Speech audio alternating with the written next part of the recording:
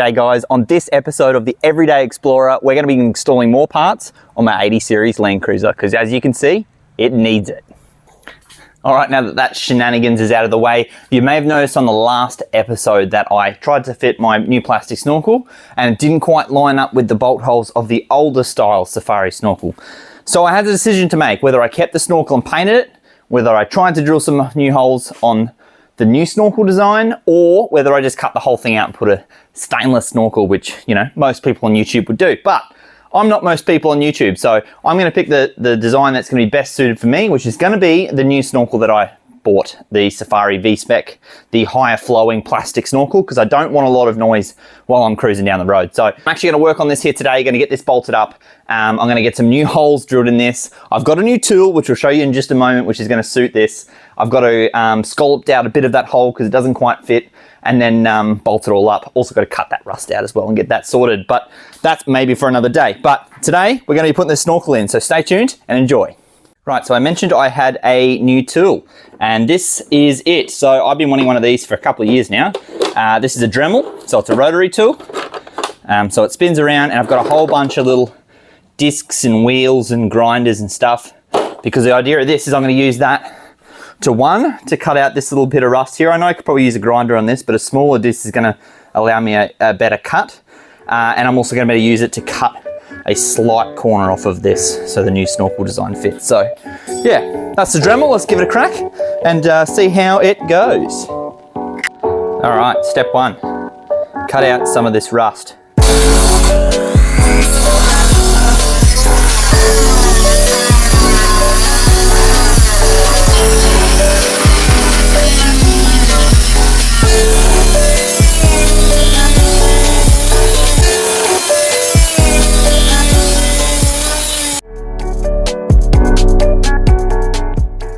It worked an absolute treat. Look at that. Done.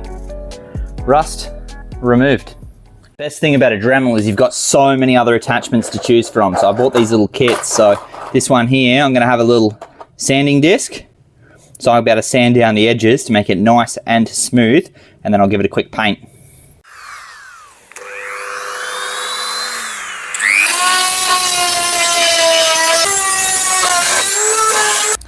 All right, what I've done is I've quickly taped it up. I've put a little dab of paint around there, which is extremely important if you're ever cutting into a guard, because there's raw metal there then, and then it will just continue to rust next time you go out in the rain or in salty environment. But moving on, because I'm gonna wait for that to dry, I'm gonna put a couple of coats on that. This is still looking extremely empty. I need to get that absolutely sorted, but that may be in the next episode when I start getting to the 4J parts.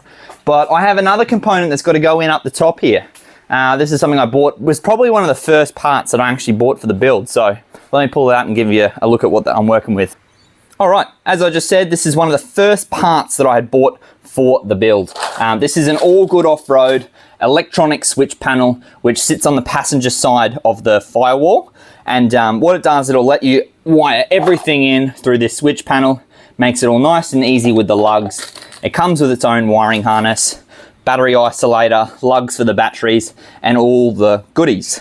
So this is next, because after this I need to install the fuel pump and then wire it up to this electronical section. And then once this engine goes back in and the wiring harness, I can plug everything into this nice and easy. So I'm not going to get this completely finished today, but I am going to work on it and get it in the car.